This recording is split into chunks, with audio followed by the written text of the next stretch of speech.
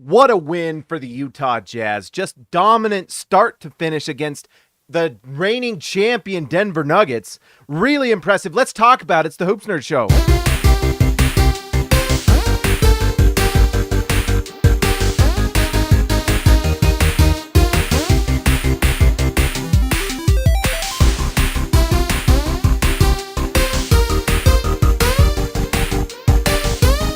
All right, guys, let's just give a shout out to our Prize Picks sponsor. Our sponsor, Prize Picks.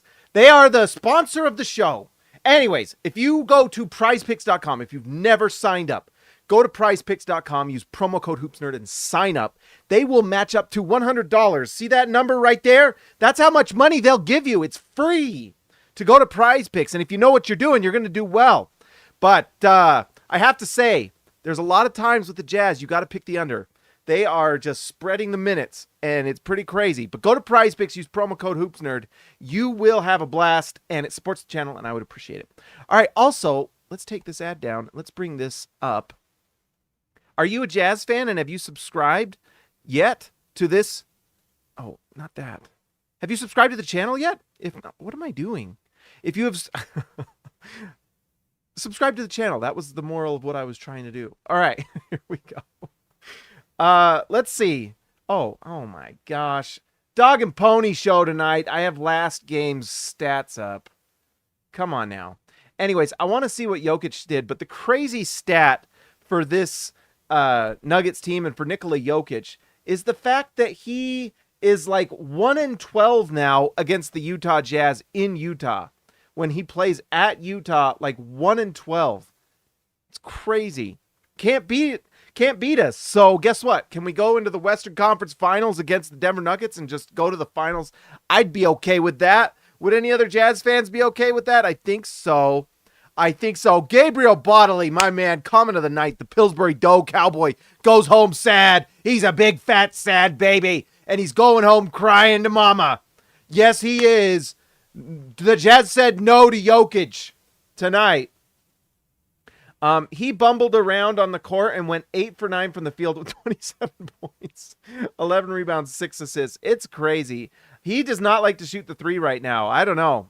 You know, they keep doing that stat where it's like, Jokic is shooting 80% from three. Well, he goes inside and he can bully anyone. And if he doesn't get to bully them, the refs call a foul for him. It's crazy. They would not let Lauri guard him. It's wild. I mean, he's incredibly skilled, incredibly good, and his touch around the rim is insane. But they do not let you bump him at all. It is crazy. It's wild. But that said, he's very good. 27 points tonight. It's just the consistency with him is unreal. But you know what? We saw a little chink in the armor tonight, and a thing that has been helping this Jazz team win a lot of games. And honestly, right now, it's John Collins. He plays 24 minutes tonight. He was absolutely fantastic in the first quarter. 6 for 10 from the field, 2 for 4 from three. Jokic was not happy going against Collins because guess what? The Jazz had a 5-out spread, and it meant Jokic had to move around. And he has a diabetes body, and he does not like to do that. You know? Probably takes his insulin at halftime. By the way, go Packers this Sunday. We needed some cider for this one. Some nice cider.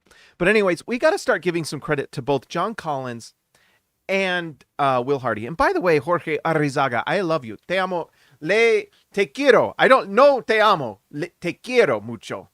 Pero Danny Ainge es un buen amigo, buen hombre. Es un buen chango, como se dicen.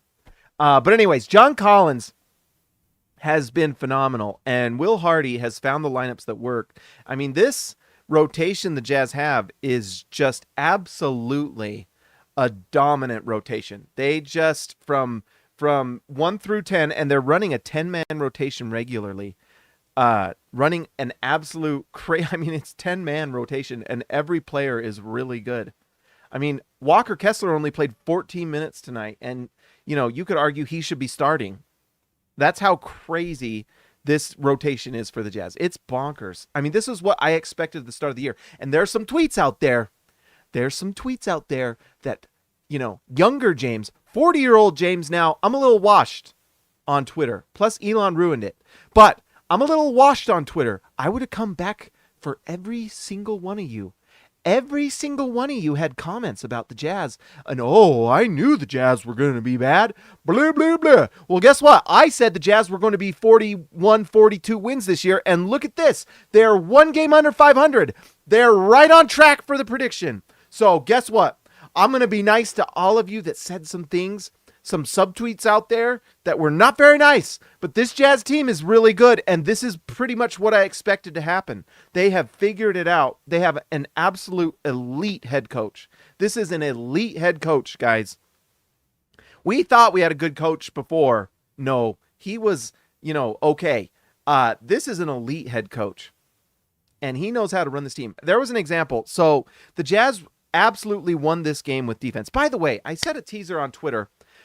Let's just talk about this stretch before we go into the plays. Well, let's talk about the play that I liked, and then let's go into here. But there was a play on defense. And by the way, the Jazz are doing this with defense. It's not necessarily offense. It's actually defense. Utah has been running 3, 4, even 5 different types of defenses. And now what we saw tonight, this was what would I'm getting chills, a little tingly actually. So the Jazz have been running a lot of like zone. They've been running man. We've been seeing them do box and one. They've been doing little variations. We're seeing little nuances within the defense. So there was a play tonight, and I can't remember. I would bring it up if I could. It ended up in a missed shot for Denver. The Jazz start in zone. They start in man. And I can't remember who it was, but I remember Ochai went across the wing. So you can obviously tell it's man to man. I think it was Jamal Murray up top, kind of backs it out, and the Jazz just immediately trap. So they're running traps within their zone, or within their man-to-man. They trap him. They get him almost to do a over and back court. He has to throw a pass inside. We see them immediately switch to zone within the same possession. And then they're able to defend the pass and guard and force a miss. It's amazing what we're seeing. So, there were a lot of people, and I'm going to be nice, but there were a lot of people saying things about Will Hardy. They ain't saying much now. I tried to do a tea drink, and I just spilled on myself. Anyways, that's how this show goes. Let's try that again. They ain't saying much right now. So a lot of what Will Hardy was doing at the beginning of the year, turns out there was a reason to the rhyme. There was a rhyme to the reason. There was a method to the madness. The Jazz were running all these different defenses, and now they know how to run them. They're all experienced. They're playing on a string, and they can now rotate not only from possession to possession, but they can rotate defensively within the possession. When they know they have an advantage, they can press that and create stops. It's amazing. Amazing what we're seeing, the evolution of this Jazz team. They are playing at a high level. Now, do I think they're going to win the championship? Probably not. I mean, I don't know if, but never say never. But what is really impressive is what this Jazz team is doing on the defensive end. It is awesome. It is awesome to go from the set in stone rotations and things the Jazz were doing defensively before to now where you're evolving. Every single lineup changes. Every defense changes based off of not just who you're playing, but who's on the floor, possession to possession. It's fantastic stuff what we're seeing. JC to triple-double. How do you like me now? Love nerd. Thank you for the $2. I appreciate it. Yeah, I'm going to pat my own back. My wife, she, when I tell her this, I tell her sometimes, I may, do I even share these things? I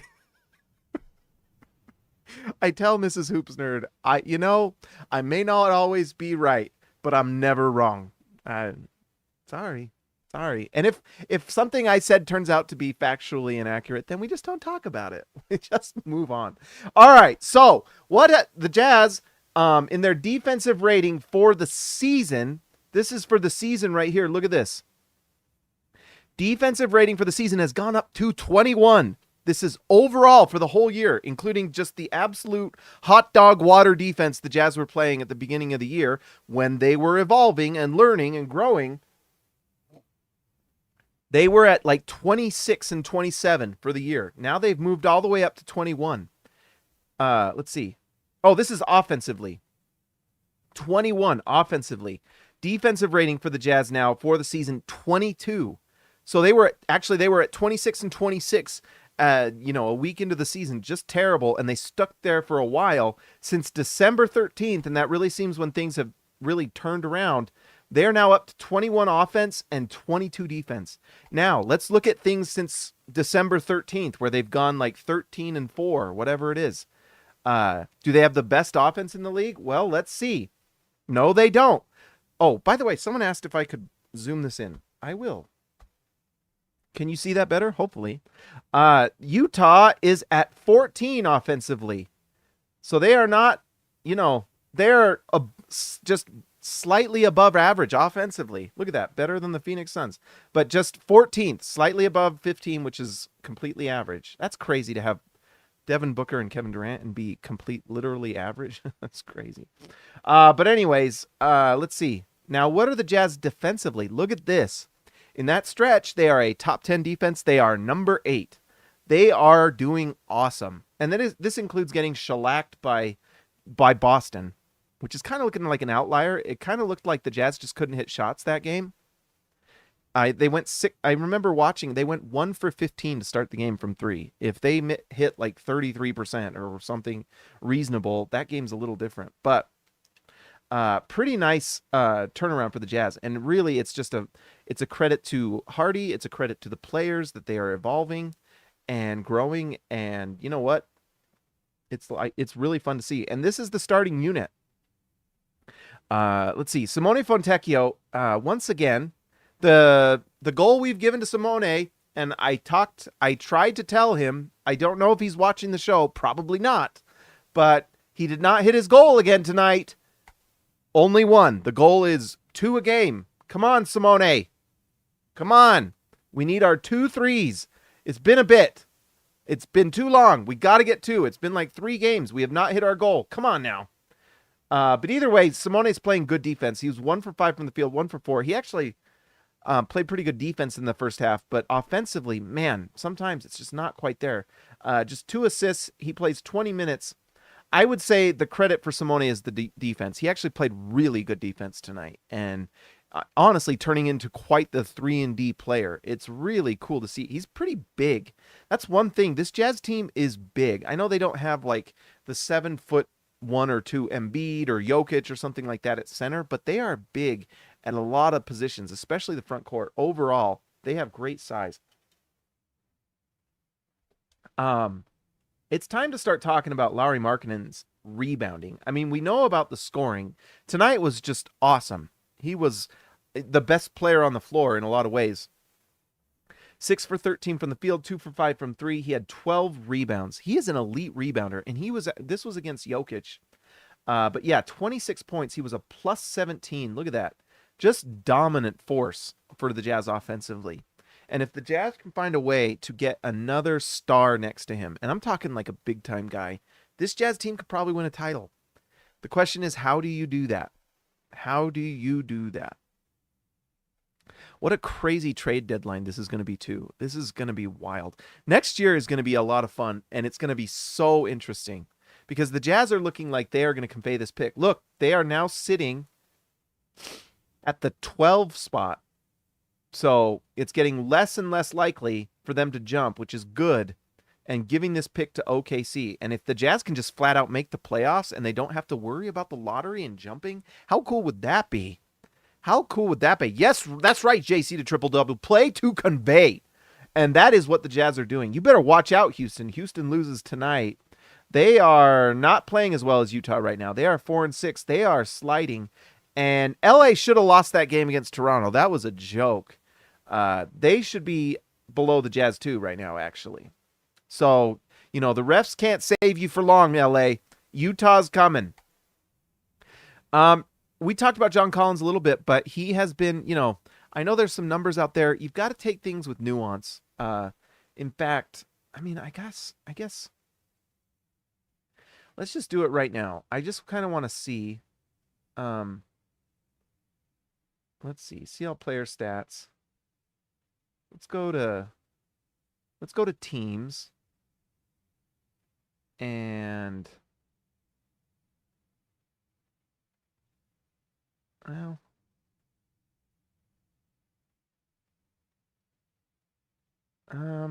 sorry, this is bad.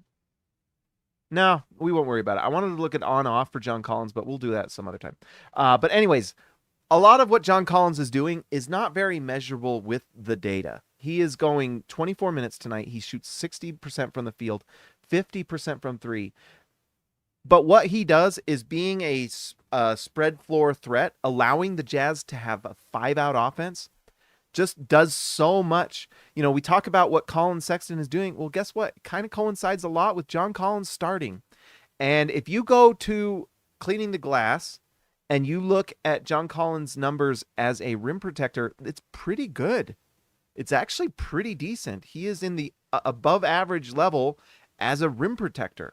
And so when you consider the fact that he can protect the rim, he can shoot the ball, we've seen him put the ball on the floor a little bit. I think one thing that they've done a little better is they're not having him pass the ball quite as much. The Jazz have kind of curtailed their turnovers. And one of the big culprits of that was John Collins, because they've been running through things through him a little bit. Will Hardy's trying to figure out what they can do. And what we found out, what John Collins can do and what he can't do. One of the things he can do is he spreads the floor in a great way. He rebounds. He defends the rim actually pretty well. Is he an elite defender? No. But I think he's an average defensive player when he's playing well, especially rebounding. I mean, he's been a big-time rebounder this year. Look at this. Between John Collins and Lauri Markkanen, there's 18 there. You know? He played big-time minutes tonight. The Jazz actually played Lauri Markkanen at center. There were a lot of possessions Lauri was guarding Jokic tonight. Pretty cool stuff that we're seeing. We mentioned Colin Sexton. I cannot say enough good things about Colin Sexton. He has completely changed as a player. The thing that Will Hardy said, where he said, play hard, pass the ball, and give a bleep about the Jazz, has absolutely rung, probably with no one more than Colin Sexton. He is absolutely playing so unselfishly. He's always been able to take advantage of isolation opportunities, especially when he's against a slower defender. He's just got an incredibly quick first step.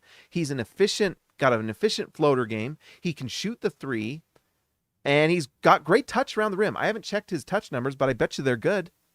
And you know, but what's always been the problem, at least the first half of this season, was that he just was kind of a black hole. Like, you'd throw him the ball and you knew that he was just going to go score the ball. And that's what he was going to do. And you weren't going to get it back. Colin Sexton is trusting his teammates now. And he's completely, it's funny, now that he's passing the ball more, playing more within the offense, moving it around, it's coming back to him more. They're finding isolation and finding advantage opportunities, and he's taking advantage of it. Look at this. 57% from the field, 50 from three. He shoots perfect from the line. 4 assists, 2 rebounds, a steal, a block. I mean, the guy is just loading the stat sheet. It's incredible. And I personally am just proud of the guy. I mean, it's hard to just change your mentality. And it's not I mean, that's not easy to do in the NBA. This is their job. This is their money. Your pay directly correlates to how many points you create, you know, how many stats you produce. And so it's got to be hard to not want to just go and get points and score and shoot the ball and manufacture assists in a way that's not really within the offense. Like, that's got to be hard. And so for him to trust that and listen to the coach and do that is amazing. And how much belief does this team have in Will Hardy and this Jazz organization? Like, so many of these guys, I mean, every single one of these guys, the Jazz had Simone Fontecchio as a 27-year-old rookie or whatever he is from Italy. Now he's a legitimate 3-and-D player. Lauri Markkanen got a $14 million contract or whatever, maybe it's 17, I can't remember what it is, from Cleveland, and that was them gambling. That was like a high contract. And now he's absolutely an all-star and pushing all NBA. John Collins, Atlanta had to trade him for a second-round pick. Now he's contributing on a winning team as a starting center. Incredible. And then Colin Sexton tears his whatever it was. I don't think it was an ACL. It was like some sort of ligament. But anyways, he gets off injury. The Jazz sign him to make the deal work to trade Donovan Mitchell. That was part of the reason, is that they just needed contracts to match. So they give him his contract, kind of betting that he'll at least carry the team through a tanking season. And all he's done is become an all-star. I don't know if he's going to make the all-star team, but he's certainly going to be someone that's going to turn some heads now. And I don't know if he's tradable. Like, is there a team out there? I mean, who could really use Colin Sexton? A lot of teams. The Lakers might be calling about Colin Sexton. And if they do, you better pay up. Because it's not going to be cheap. It's not going to be cheap. Along those same lines, look at Chris Dunn. Chris Dunn goes perfect from the field again. He is 100% from the floor 2 games in a row. This is the same. Yeah, I was going to say, he took 2 shots in the, what was the last game? In the last game, and then he takes 2 tonight. That's crazy. Perfect in both. 5 points, 4 steals, 3 assists. He played that pick and roll with Jokic and Murray so well. I mean, those 4 steals are just monstrous. Just awesome. Chris Dunn is just incredible. And he just, along that same line, he was in the G League 2 years ago. The Jazz brought him on a 10-day contract. Like, forgotten in NBA circles. The Jazz bring him on, works his way, earns himself a contract. And now, to me, I don't want to see him cut ever. I hope he retires here just because of his leadership, the attitude, and then just like the actual play on the floor, the defense, the passing. I mean, he's shooting the ball at a pretty decent clip. We talk about how, Collins starting at the 5 allows Chris Dunn to play because he's not as much of a threat. And there is some truth to that. But, I mean, he takes the 1 tonight and he knocks it down. In fact, let's just see what he is for the season. For the year, he's shooting 37% from 3. That's league average. That's pretty good. It's pretty good. So, awesome stuff. Now, we got to talk about the Jazz bench, because look at this. The Jazz bench is 1, 2, 3, 4, 5 deep. Crazy. Let's see. JC to triple-double, $2. Thank you, my friend, so much. Chris was done before the Utah Jazz rescued him. He really was. He was out of the league. He was in the G League. Ben Grange, member for 24 months. My man, thank you for supporting the channel, Ben. I appreciate it. 12 wins in the last 16 games. Let's go. I agree. This Jazz team is fun, right? Well coached, plays hard, defense, good shots, passes the ball. They don't quit. Pretty awesome. Keontae George, my favorite player. He wasn't shooting the ball very well tonight. I actually felt like he played pretty well offensively. There's a weird thing. And guys, when you're watching, just tell me if I'm not crazy. Olynyk will not pass him the ball. It's kind of weird. And there was a point tonight. This is just something I was watching. But I've been watching this all season. And it's weird. It's weird. Olynyk won't pass it to him. It's crazy.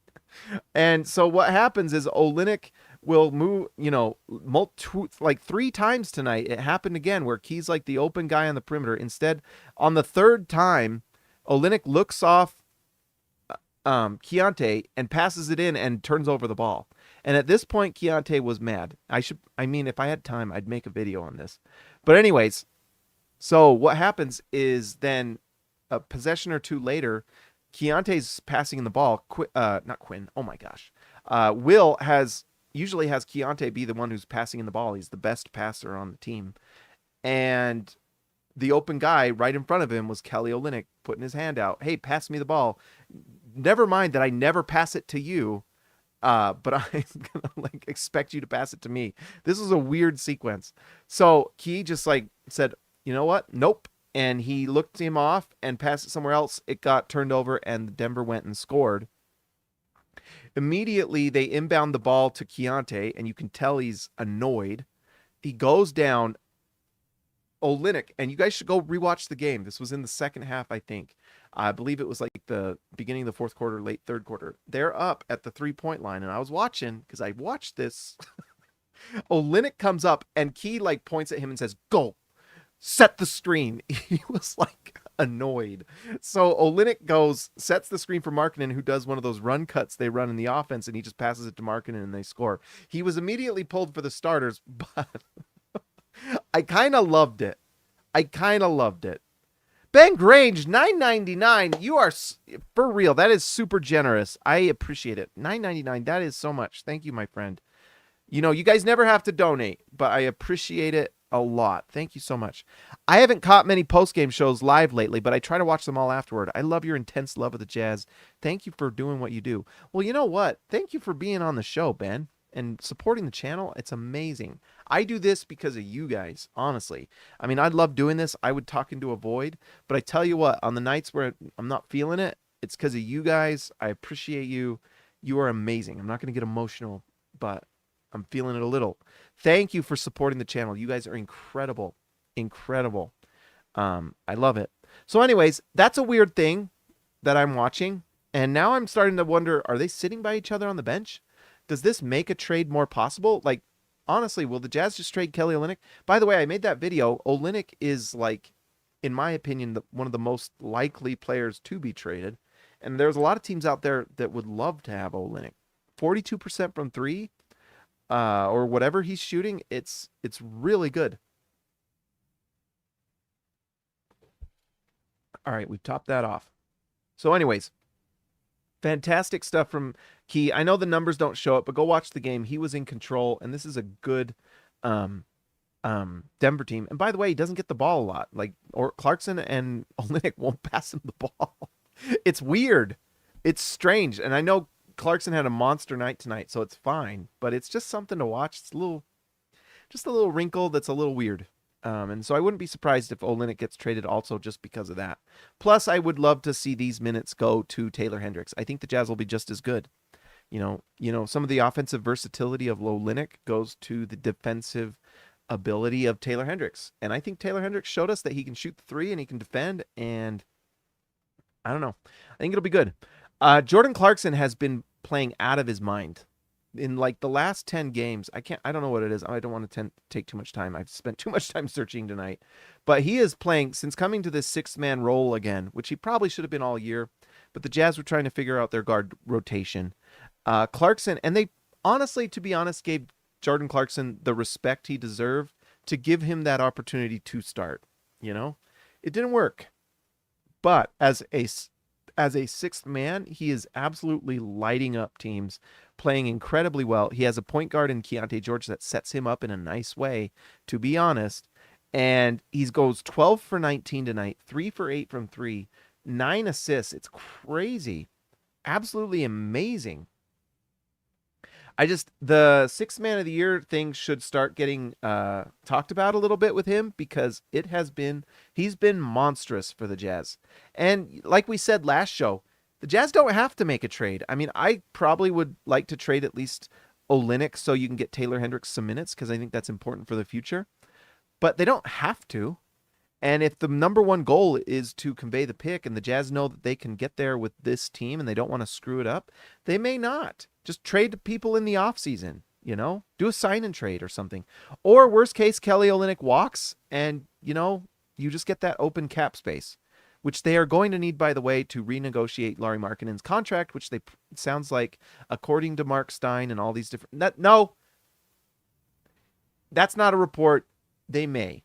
It sounds like that's something they want to do, but I would not be surprised if that happens. Andrew Streeter, $4.99. My friend, thank you so much. You guys are incredible tonight. Thank you. I appreciate it. No jaw for Memphis. Golden State falling apart. LA Lakers not looking so great. Houston is still young and inexperienced. Jazz can find themselves safely in the playoff field. 100%. Look at this. Let's see. In fact, let's go to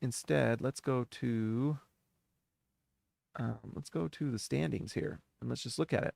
So in the Western Conference, you've got Utah just a half game behind Houston for the play-in. They are let's see, in terms of New Orleans, who they've beat twice, by the way. Let's see, they are 4.5 games back of New Orleans, and they are like one or two or three beignets in Zion Williamson for them falling apart. They did this last year and fell apart. If you don't recall, they fell apart last year, and it was around this time. So there's no telling. Could you imagine if the Jazz didn't even have to play in the play-in? They smoked Dallas. I mean, honestly, I'm starting to get cocky a little bit. But anyways, I think the Jazz very much are likely going to pass Houston. They are likely, I mean, honestly, the Lakers have to make a trade. In fact, you know who could use Kelly Olynyk would be LA. But if the Jazz want to pass them, they're like, nope. Unless you give us your 2029 pick unprotected, we're going to keep it. Right? That would be so cool, though. Watch the Lakers just bomb in 2029 and get their pick. Oh, my gosh. Phoenix is losing to teams like the Memphis Grizzlies without Ja. Pretty embarrassing. And the Jazz just have a chance to get into the play-in. And how cool would that be? That would be honestly so much fun. And when you look at these trends, Chicago's won 3 in a row. Utah's won 3 in a row. Utah is 8-2 in their last 10. And then look at Houston and LA. They're 4-6 in their last 10. They are not playing great. Even Phoenix and Orlando and all these guys are just playing at 500 basketball. So I didn't know Indiana's 8-2 in their last 10. That's crazy. What a wild season for them. Cleveland's 7-3. Boo. By the way, how's Atlanta doing? They're at 8. Oh, they won tonight. Darn. But anyways, pretty fun to see. This Jazz team has just turned it around this season in a crazy way. I know some people are frustrated with Ochai Agbaji. I as well. Every time he shoots a 3 now, I'm like begging it for it to go in, and I bet you he is the same way. But look at this. Yes, the shooting was not there, but it was here for sure. And he was playing big-time defense against Jamal Murray tonight. I mean, he honestly had, let's see, what did he have tonight? 2 blocks? I think both of them were Jamal Murray. He has 4 rebounds, just stuffing the stat sheet here on defense. But he is guarding the toughest assignment when he's on the floor. Now, it's got to knock the threes down. He's got to. At some point, it has to happen. I think the Jazz are going to keep on riding that and developing him because you just don't find guys like Ochai with that type of athleticism, with his size and speed and just the athletic talent that he has. He just makes plays because he's just a big-time athlete. It's just, you would love for this to become more consistent. And, I don't know what it's going to take. He needs more shots. It's kind of hard, though, when you're playing on a 10-man rotation and you're just not getting lots of minutes. Last year he was getting tons and playing really well, and his shooting got better and all that because he was playing on a team that wanted to just run the young guys and lose games. Now the Jazz are trying to win games. They're playing their best players, and you've got to earn more minutes. And if he's not hitting shots, then he just doesn't play quite as much. But when he does play, But anyways, him and Walker Kessler only played 14 minutes tonight. I actually felt like Walker was pretty good tonight. 4 for 4 from the field. 8 points, and I felt like he played really well, but they only had to play him 14 minutes. That's what's crazy about these rotations is they just change based off of the flow of the game and what Will Hardy thinks they need to do to win. And, some nights he's going to play more, some nights less. All I know is that he's playing well, and what's him coming off the bench is working. He is just crushing these second units. You have a starting caliber center playing against these second units, and he's destroying them. Also this 14 minutes, some of that was the fouls because they wouldn't let him guard Jokic, and that's probably most of this, but he did a pretty decent job. It's just, you're not allowed to bump Jokic. It's crazy. Like, he'll have his hands up and Jokic will bang into his chest and they will call him the foul, just holding his ground, but they'll let Jokic. It's crazy. I hate it. I can't stand it. I really can't. And I know a lot of people in Jazz Nation like the Nuggets, and because there's, the Nuggets are kind of similar to the Jazz with the market, and they don't get a lot of love, But I'm telling you, when you're rooting against Jokic and you watch it every single time, it is so annoying. It's so annoying. All right, so I slandered Olynyk a little bit for not passing to Keontae, but he played really well tonight. 4 for 5 from the field, perfect from 3, took just 1. In all honesty, he should take a little bit more from 3 because there's times where he pumps and drives and you're like, can you just take the 3? Just take the 3, Kelly, because you are shooting at an incredible clip this year. Look at this. He's becoming just an even better shooter. Look at his shooting this year. 43% from 3. So, and he only takes 1. If I was the Jazz, I'd be a little annoyed. Like, every time he passes up a 3, you're like, shoot it. If you're open, shoot it. Shoot the ball. You're a really, really good three-point shooter. Arguably the best on the team. You know? Markkanen's not even shooting that. Look. What's Markkanen shooting? Although, watch him prove me wrong. What the heck? Oh. What in the world? That link is broken.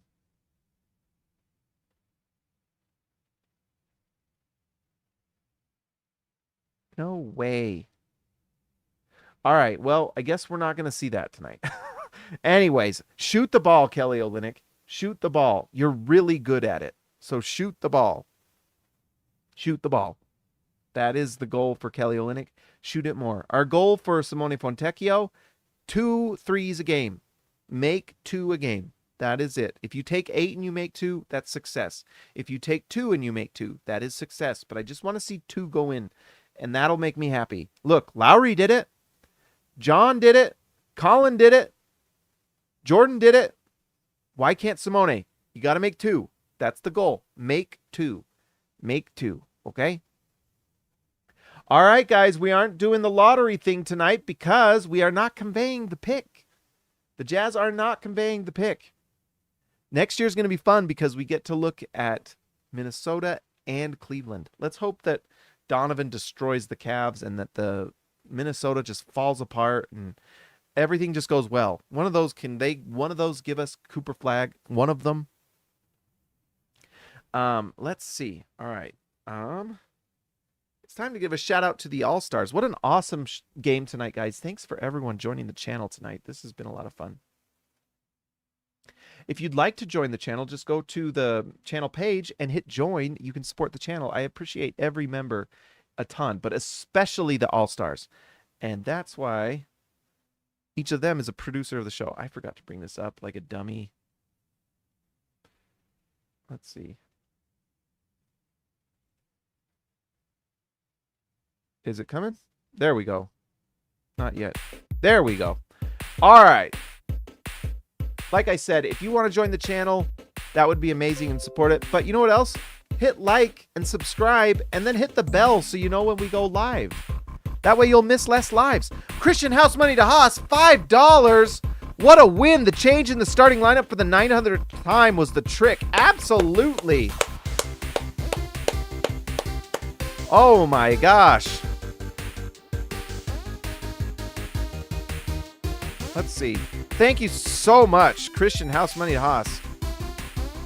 Let's see.